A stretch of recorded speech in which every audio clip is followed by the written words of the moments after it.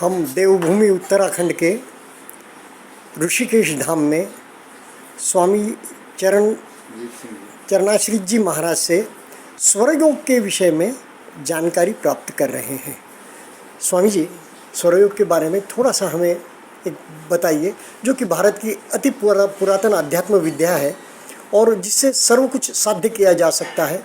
जैसे आप बता रहे थे कि स्वर ही आत्मा और परमात्मा दोनों भी है, तो उस बारे में थोड़ा सा हमें कुछ ज्ञान दीजिए, उस बारे में इंट्रोडक्शन दीजिए। आपका प्रश्न बहुत ही महत्वपूर्ण है, क्योंकि हम सत्य की खोज में कई चीज़ें करते रहते हैं अपने जीवन में, और वो सही भी है, ऐसा नहीं है कि गलत है, हर चीज़ सही है। लेकिन हमारे स्वयं हमारे अस्तित्व में ही कुछ ऐसी रहस्यमय चीज़ें हैं जो सब कुछ धारण किए हुए हैं, फिर भी हम उससे अवगत नहीं हैं, उसके प्रति सजग नहीं हैं, हम उसको नहीं जानते। और उसमें से सबसे महत्वपूर्ण जो चीज़ है वो है हमारा श्वास, जिसके बारे में हम बात कर रहे हैं।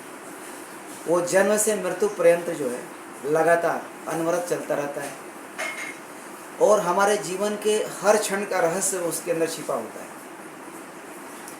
काल की गति और हमारे कर्म की गति दोनों का संबंध है हमारे श्वासों से। काल, कर्म और प्रारब्ध, भाग्य जिसको बोलते हैं, ये सब एक ही आयाम में काम करते हैं, एक ही ऊर्जा के अलग अलग स्वरूप हैं और आपस में ये तालमेल से चलते हैं। क्योंकि ये स्वयं एक ही हैं, तो उस डायमेंशन में हर क्षण स्वर के माध्यम से हमारे जीवन में विभिन्न परिस्थितियाँ प्रकट करते हैं, जिसको हम अनुभव करते हैं। हमें लगता है कि मैं कर रहा हूँ या मैं कर रही हूँ, कुछ मन में विचार आता है, हम कर देते हैं। वो विचार कहाँ से आता है? वो प्रेरित करता है ना नए कर्म में। आप कभी मन में आता है कि मैं ये व्यापार शुरू कर देता हूँ, फिर दूसरे दिन आप उस पर खोज करते हैं, और तीसरे दिन आप उसको रजिस्टर कर लेते हैं, या कुछ और दिन के बाद व्यापार शुरू कर देते हैं। उसमें या तो आपको हानि होता है, या लाभ होता है, सक्सेस होता है, तो फेलियर होता है। लेकिन उसका मूल कारण क्या था? एक विचार था। वो विचार कहाँ से आया, क्यों आया, कैसे आया? ये सारी प्रक्रियाएं हमारे श्वास प्रश्वास से नियंत्रित होती हैं। हमारे जीवन में बहुत सारे डायमेंशंस हैं, हमारे अस्तित्व के बहुत सारे आयाम हैं, और उन आयामों में जो ऊर्जाएं हैं, जो प्रारब्ध की, वो स्पंदन के रूप में स्थापित रहती हैं, जिसका सीधा संबंध हमारे श्वासों के साथ होता है। और जब हम श्वास लेते हैं और छोड़ते हैं, तो श्वास जो है भूलोक से सत्यलोक तक, जितने हमारे अस्तित्व के अलग अलग डायमेंशंस हैं, लोक हैं, सब जगह पहुंचती है। श्वास का संबंध सीधा आत्मा से है, और आत्मा से शरीर के बीच में जो भी घटनाएं घट रही हैं, वो सब श्वास से ही नियंत्रित है। एक छोर पर आत्मा है, एक छोर पर शरीर है, और दोनों को जोड़ने वाला श्वास ही है हमारा। और शरीर के बाहर परमात्मा, अंदर परमात्मा जो सर्वव्यापी है, उसके साथ भी श्वास जोड़ता है। हम श्वास लेते हैं तो अनंत ब्रह्मांड से ही श्वास लेते हैं, और उसी में हम छोड़ देते हैं।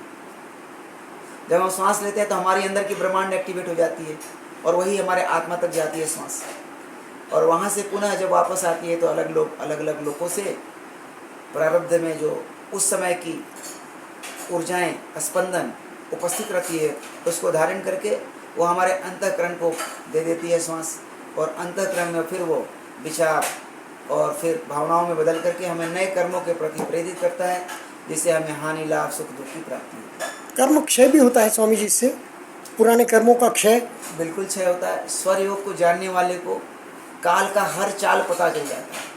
काल जो है बहुत ही व्यापक है, शक्तिमान है, पूरा सृष्टि चल रहा है, तो उसके चाल को पहचानना बड़ा मुश्किल काम। एक व्यक्ति को अगर मृत्यु आनी होती है तो उसको एक विचार आएगा, जैसे कि मान लीजिए उसकी मृत्यु डूब के होने वाली है नदी में, तो कभी नदी में 2, 4, 5 साल से स्नान नहीं किया होगा, लेकिन एक विचार आएगा कि मुझे जाना है नदी में स्नान करने। तो इतना स्ट्रांग रहेगा कि इसको कोई रोकेगा तो भी नहीं रुकेगा। ऐसे काल काम करता है, और फिर वो नदी में जाएगा और उसकी मृत्यु हो जाती है डूब करके। लेकिन जो स्वर योगी होते हैं वो पहले जान जाते हैं, क्योंकि जब वो स्वर का परीक्षण करते हैं जाने के पहले, तो उन्हें पता चल जाता है कि जो है काल की जो गति है अभी वो मृत्यु सूचक है, कुछ अनिष्ट को अनिष्ट को दिखा रही है, कुछ अनिष्ट होने वाला है। तो वो व्यक्ति क्या करता है, वो उस समय नहीं जाएगा, या तो फिर वो अपने स्वर को चेंज करके उस अनिष्टकारी शक्ति जो काल की है उसको बदल करके एक सिद्धकारी शक्ति में बदल देगा। फिर वही व्यक्ति अगर नदी में स्नान करने जाएगा तो वैसे जगह नहीं जाएगा जहाँ काल ले जाना चाहता है, फिर वह स्नान कर भी लेगा और आराम से घर आ जाएगा। क्योंकि जब काल मस्तिष्क पर हावी होता है तो आपके पैर हाथ सब जकड़ लेता है और आपके एक एक स्टेप को प्रभावित करता है। फिर नदी में स्नान करने जाएंगे तो आपको ऐसे जगह ले जाएगा जहाँ गड्ढा हो, जहाँ पर आपसे गलती हो। तो जब हम उसको बदल देते हैं ऊर्जा को, तो फिर काल की जो अपनी क्षमता है समाप्त हो जाती है। तब यह महाकाल का विद्या लग जाता है। और जब महाकाल विद्या लग जाए तो काल क्या करे? स्वर साक्षात महाकाल है और उस पर काल विराजमान होकर हमारे जीवन की गतिविधियों को चलाते रहता है। तो जब हम महाकाल विद्या को जानते हैं, जब हम उस विद्या का उपयोग करके काल के चाल को समझ जाते हैं कि अनिष्टकारी शक्ति जो है हमारे अभी स्वर में संचालित हो रही है, उसको हम बदल देते हैं। तत्व को बदल देंगे, नाड़ी को बदल देंगे। जब नाड़ी और तत्व को बदल देंगे तो वही जो चाल था, उसका प्लान था हमारे पैर में, हमारे सिर में बैठा हुआ कि कितने क्षण में, कितने समय में हमको नदी तक ले जाता और डुबाता, वो सारा सैटर्ड वो टूट जाता है, ख़त्म हो जाता है। और फिर हम एक नया प्रोग्रामिंग कर लेते हैं। फिर हम अपने विल और इच्छा से जाकर स्नान करके आ जाते हैं।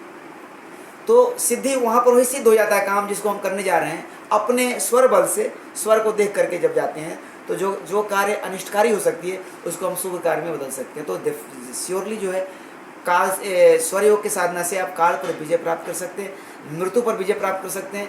जो होना है उसको रोक करके जो नहीं होना है उसको भी आप प्राप्त कर सकते हैं। शुभ फल को प्राप्त कर सकते हैं, हमेशा शुभ फल को प्राप्त कर सकते हैं। आज तक ऐसा हुआ ही नहीं है कि स्वर बल जिसके साथ हो, स्वर की शक्ति जिसके साथ हो, ज्ञान जिसके साथ हो और उसके आधार पर वो कर्म कर रहा हो और उसे कोई भी असिद्धि मिले हो, आज तक ऐसा नहीं हुआ है। जब भी आपके शुभ स्वर चलेंगे, सही स्वर और तत्व चलेंगे तो आपके जीवन में सिद्धि उत्पन्न होगी।